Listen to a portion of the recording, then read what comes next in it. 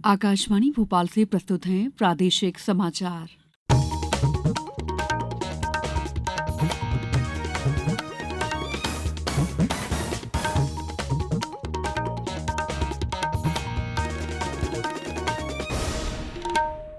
नमस्कार, समाचारों के साथ मैं दीपा सिंह। सबसे पहले मुख्य समाचार। मुख्यमंत्री ने कहा, नशे के खिलाफ हर कार्रवाई में प्रदेश सरकार सभी केंद्रीय एजेंसियों के साथ सहयोग के लिए प्रतिबद्ध।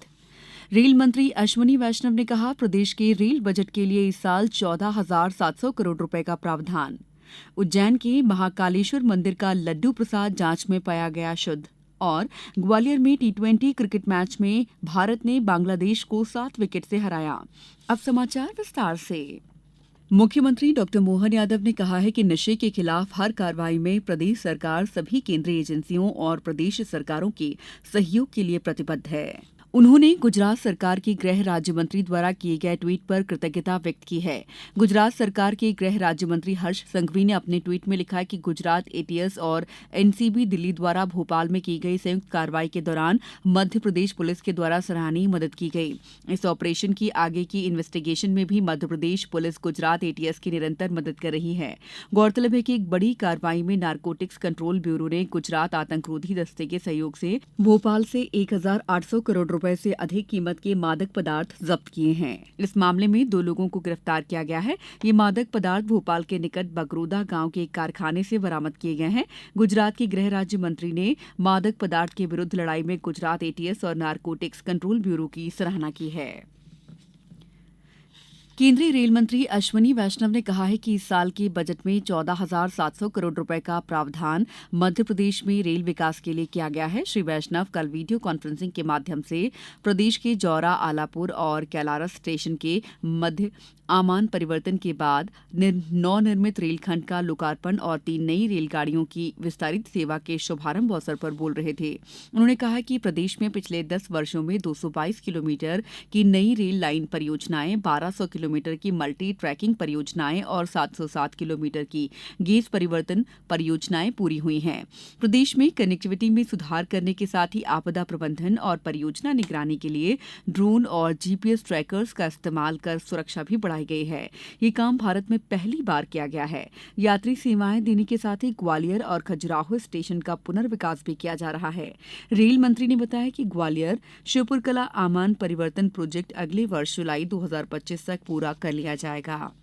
देश के केंद्रीय पर्यटन मंत्रालय ने अंतर्राष्ट्रीय पर्यटन दिवस पर मध्य प्रदेश के 3 पर्यटन गांवों को सम्मानित किया है। अशोकनगर जिले का पर्यटन क्षेत्र चंदेरी के प्राणपुर ग्राम को अपनी उत्कृष्ट शिल्प कला को लेकर इनमें स्थान मिला है। इस संबंध में पेश है हमारे अशोकनगर संवाददाता की एक रिपोर्ट। अशोकनगर जिले की पर्यटन नगरी चंदेरी एक बार फिर सम्मानित हुई है। चंदेरी से 4 किलोमीटर की दूरी पर बसा प्राणपुर ग्राम को यह सम्मान अपनी उत्कृष्ट शिल्प कला को लेकर दिया गया है। चंदेरी के बुनकर हेमराज ने बताया कि मेरा नाम हेमराज कोहली है। हमें बहुत खुशी की बात है कि हमारा ग्राम पंचायत प्राणपुर पर्यटन में प्रथम अवार्ड पाया है। इसमें हमें बहुत सा लाभ मिलेगा। बुनकर जो भी पर्यटन लोग आएंगे वो बुनकरों से डायरेक्ट माल खरीदेंगे, उनको बहुत लाभ मिलेगा। दरअसल देश के ग्रामीण अंचल में पर्यटन को बढ़ावा देने के लिए 2023 में सर्वश्रेष्ठ पर्यटन ग्राम प्रतियोगिता की शुरुआत की गई थी।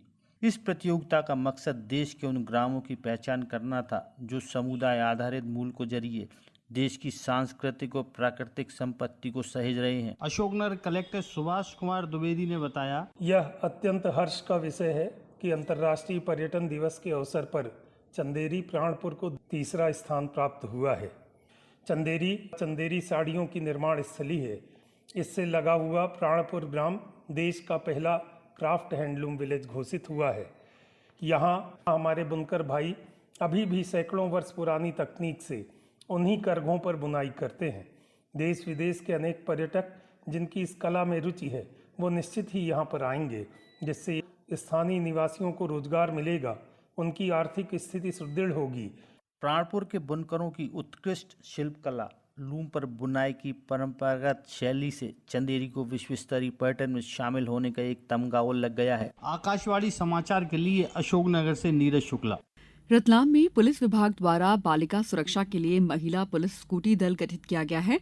इसके द्वारा पेट्रोलिंग सुनिश्चित की गई है। मुख्यमंत्री डॉ मोहन यादव के निर्देशानुसार नवरात्रि पर्व के दौरान गरबा खेलने आने वाली बालिकाओं और महिलाओं की सुरक्षा के लिए जिला और पुलिस प्रशासन ने सुरक्षा के कई अन्य प्रबंध भी सुनिश्चित किए हैं। महिला पुलिस स्कूटी दल को कल पुलिस अधीक्षक अमित कुमार द्वारा हरी झंडी दिखाई गई। स्कूटी दल शहर में नवरात्रि त्योहार के दौरान शाम 7 बजे से रात 1 बजे तक सभी गरबा पंडालों के आसपास भ्रमण करेगी। समाचारों में वक्त है ब्रेक का। ये समाचार आप आकाशवाणी मध्य प्रदेश से सुन रहे हैं। हमारे समाचारों को अब आप कभी भी और कहीं भी अपनी सुविधा के अनुसार सुन सकते हैं। ये समाचार बुलेटिन YouTube, X प्लेटफॉर्म और Facebook पर AIR न्यूज भोपाल पेज पर सुने जा सकते हैं। इसके अलावा आप हमारी वेबसाइट newsonair.gov.in पर अथवा न्यूज ऑन AIR ऐप पर भी समाचार सुन सकते हैं। ब्रेक के बाद समाचारों में आपका एक बार फिर स्वागत है। उज्जैन के ज्योतिर्लिंग भगवान महाकालेश्वर मंदिर में मिलने वाला लड्डू प्रसाद जांच में एकदम शुद्ध पाया गया है। खाद्य सुरक्षा नियमों के 13 मानकों में यह प्रसाद खरा उतरा है। उज्जैन संभाग आयुक्त संजय गुप्ता ने बताया कि लड्डू प्रसाद की भारतीय खाद्य सुरक्षा और मानक प्राधिकरण की मान्यता प्राप्त कुछ प्रयोगशालाओं में 13 विभिन्न प्रकार की जांच की गई। प्रसाद में किसी तरह की मिलावट नहीं पाई गई है। उन्होंने बताया कि तिरुपति में उपजे विवाद के बाद महाकालेश्वर लड्डू प्रसाद की जांच की गई। प्रधानमंत्री नरेंद्र मोदी के द्वारा देश के जनजातीय बाहुल्य जिलों में प्रधानमंत्री ग्राम उन्नत योजना का शुभारंभ किया गया है, जिसमें जनजातीय बाहुल्य आकांक्षी जिलों के गांवों में संपूर्ण विकास किया जाएगा। आदिवासी बाहुल्य उमरिया जिले को भी प्रधानमंत्री द्वारा लागू की गई इस योजना में शामिल किया गया है। योजना को लेकर जिले के हितग्राहियों ने सकारात्मक प्रतिक्रिया देते हुए प्रधानमंत्री का धन्यवाद किया है। मेरा नाम लालमन सिंह है। मैं उमरिया में जमुनिया का रहने वाला हूँ। हमारे प्रधानमंत्री उन्नत ग्राम योजना लागू की है, जिससे हर गांव का विकास होना है। लक्ष्य बनाकर जैसे बिजली, पानी, सड़क, संपूर्ण विकास होना सुनिश्चित किए हैं और मैं प्रधानमंत्री जी को तहे दिल से अभिनंदन व्यक्त करता हूँ। आज शारदीय नवरात्र का 5वां दिन है। आज स्कंद माता की पूजा की जाती है। प्रदेश के सभी देवी मंदिरों में सुबह से पूजा अर्चना का दौर जारी है। वहीं देर रात तक गरबा पंडालों में विभिन्न सांस्कृतिक गतिविधियां आयोजित की जा रही हैं। खंडवा में मां नौचंडी देवी धाम शक्तिपीठ नवरात्रि का पर्व सनातन परंपरा के अनुसार उल्लास और उत्साह से मनाया जा रहा है। वहीं मैहर, देवास, उज्जैन, दतिया में देवी मंदिरों में भी दर्शन के लिए बड़ी संख्या में लोग पहुंच रहे हैं। इंदौर और भोपाल में कई स्थानों पर गरबे का आयोजन जारी है। ग्वालियर में 3 T20 मैचों की क्रिकेट श्रृंखला के पहले मैच में कल भारत ने बांग्लादेश को 7 विकेट से हरा दिया। भारत ने केवल 11 ओवर और 5 गेंद में 3 विकेट खोकर 128 रन का लक्ष्य हासिल कर लिया। अब कुछ समाचार संक्षेप में। कटनी में नशामुक्त भारत अभियान के माध्यम से 8 अक्टूबर तक चलाए जा रहे मद्य निषेध सप्ताह के तहत विभिन्न कार्यक्रमों का आयोजन जारी है। इंदौर और आसपास के क्षेत्रों में सभी पूर्व सैनिकों, वीर नारियों, सैनिक विधवाओं और आश्रितों का मासिक सैनिक सम्मेलन 9 अक्टूबर को जिला सैनिक कल्याण कार्यालय जयरामपुर कॉलोनी इंदौर में आयोजित होगा। आगरमालवा जिले में सुसनेर मार्ग पर कल देर शाम एक ट्रक ने बाइक सवार को कुचल दिया, जिससे उसकी मौके पर ही मौत हो गई। पुलिस ने मर्ग कायम कर मामला जांच में लिया है। शिवपुरी के जनपद पंचायत पिछोर में आकांक्षी ब्लॉक संपूर्णता सप्ताह अभियान का समापन हुआ।